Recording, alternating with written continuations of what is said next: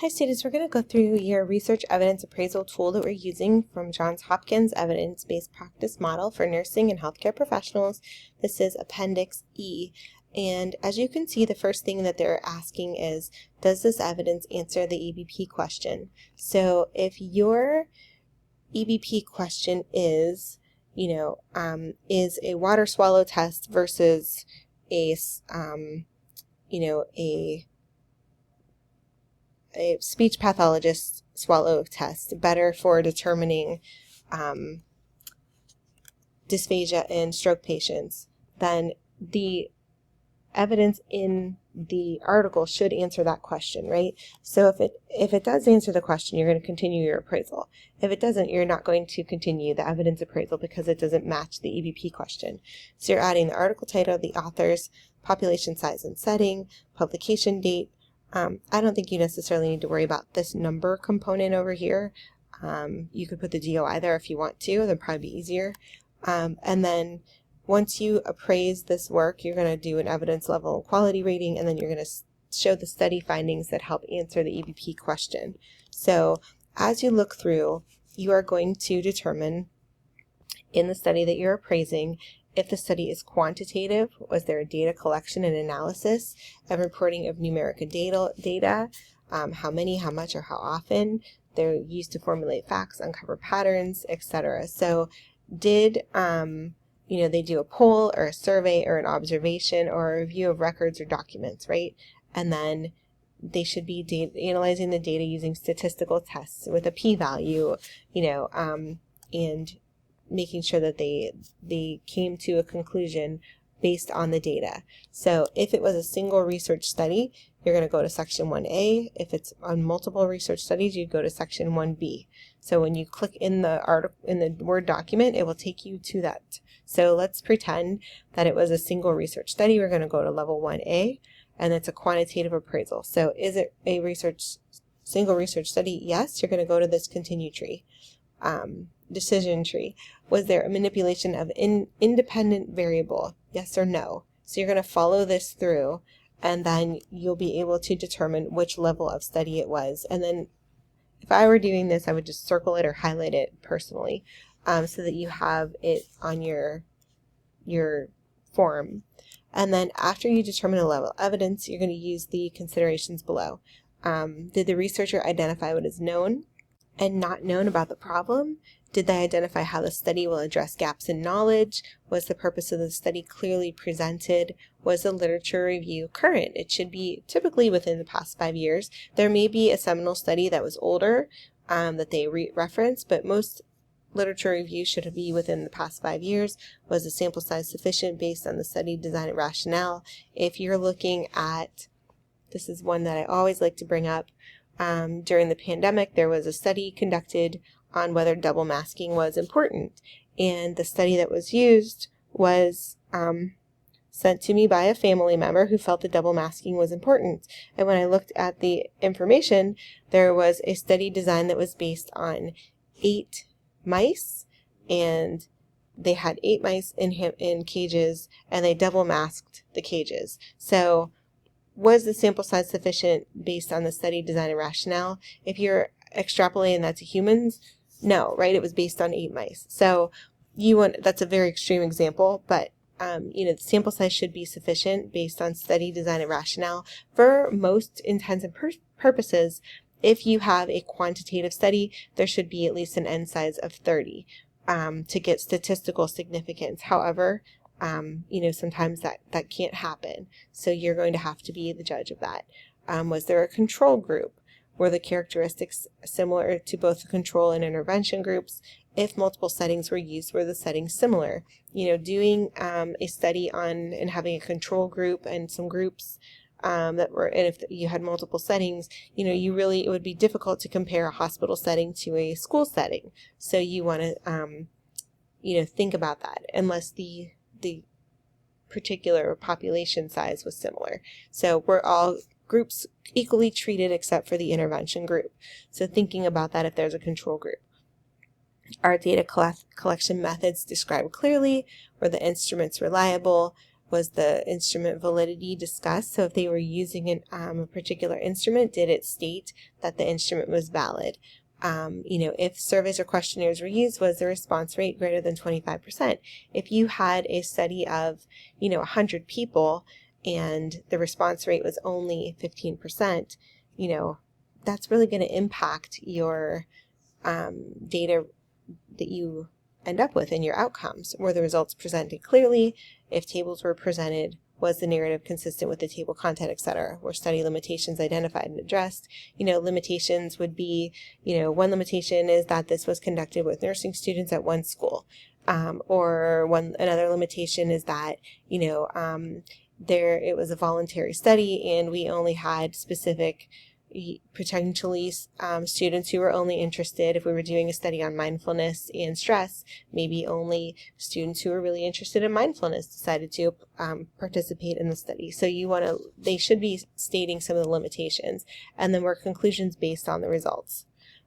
So that is that component, and then you're going to circle the appropriate quality rating. So, and then you're going to record findings beneath here that help answer the EBP question on page 1. So that is how you would go through. I know it's lengthy, that's why you only have 2 of these to do.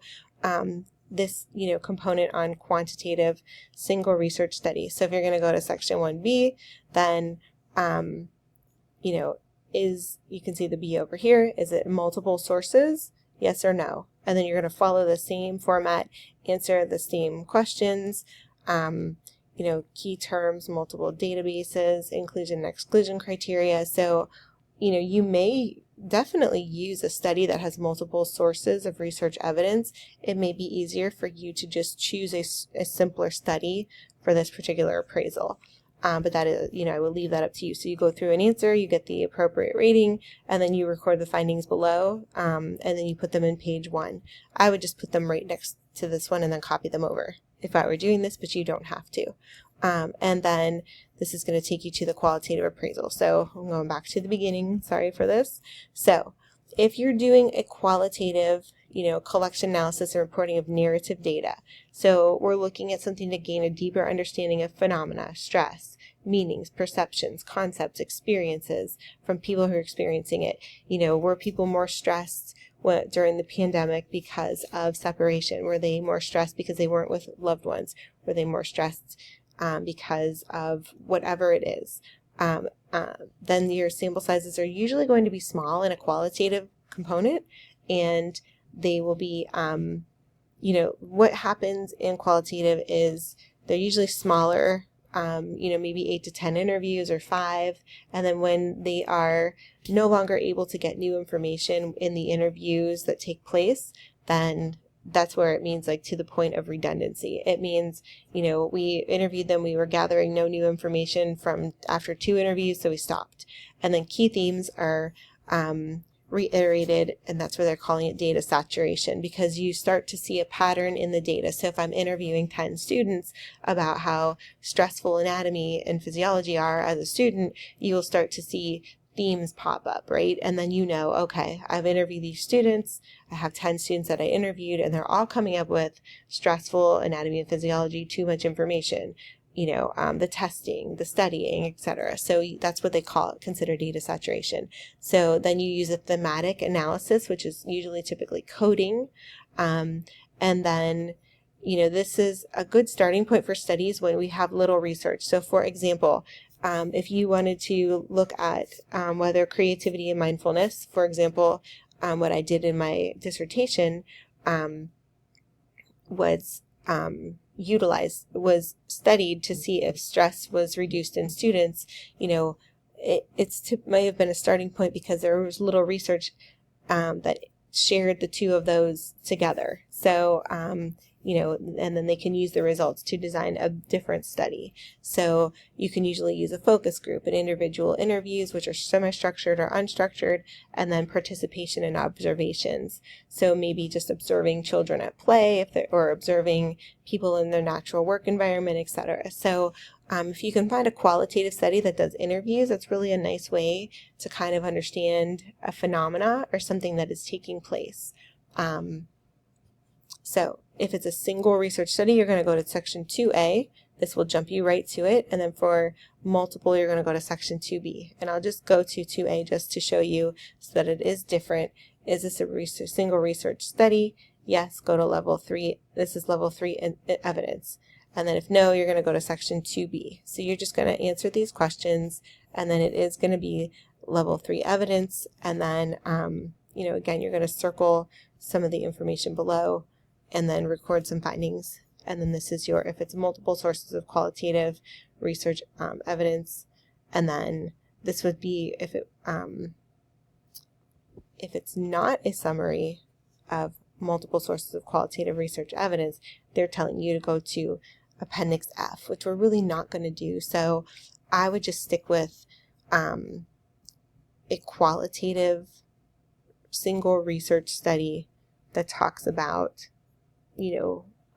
one thing with a single research study. So try to avoid this, because I did put Appendix F in the course for you, but it's going to make you go to a whole new tool, and that's going to cause a lot of problems. So reach out if you have questions about that. And then here's the section 3, mixed methods appraisal. So I'm going to jump back up here just for a moment. We're going to go back to page 1, and we're going to look here that says mixed methods. So you have results reported both numerically and narratively. So this is, for example, what I did in my particular dissertation. I had results that were reported both numerically, and then I also did interviews. So it's a study design that's either single or series of studies, uses procedures in collecting and analyzing both quantitative and qualitative data. You may want to just check your with open-ended questions. They should be very specific, saying, does, an intervention improve test scores, etc. So that's very specific, right? We did an intervention, and then how did the students feel about the test scores would be your component that's more of your narrative as well. So you do have to employ methodologies of both types. So you have to have an intervention, a pre and post test, etc., or interviews, or all of the above. So then you're going to go to section 3, which is where we just were, mixed methods. You're going to talk about the qualitative and the quantitative portion added in there. And then this gives you a little bit of an understanding. This here is the one that I used in my particular dissertation, explanatory sequential design. I collected quantitative data first, and then I followed it with qualitative data. So by doing my interviews after. And then you just want to answer these questions, and then of course you're going to record the findings where it helps answer the EBP question. So there is a lot to consider with the research evidence appraisal tool.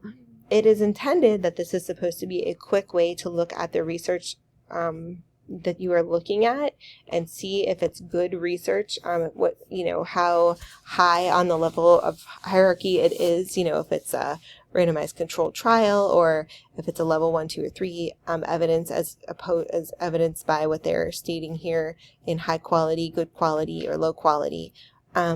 So I did reduce the number that you had to do to 2. The first one, you're all going to do the same article, so you can work together, and I encourage you to work together and answer this together, so you're not all struggling alone. You can, connect with each other and and answer. This is why I was thinking this was the, this answer to this particular component.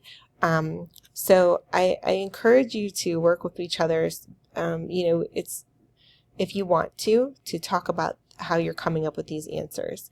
I think it just helps when you have someone to bounce ideas off of. So, you're still turning in your own work, but you can connect, and if you want to, and say, how do you think this is going? What would you put for this? This is what I was thinking. So dialogue, just like you would in your, in the real world, right?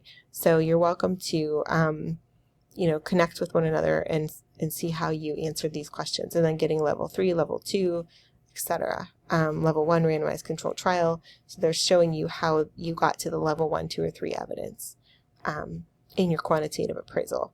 So hopefully you find a quantitative one for the ones that you are doing when you do this on your own. So that is just going through this Johns Hopkins tool, and reach out if you have any questions.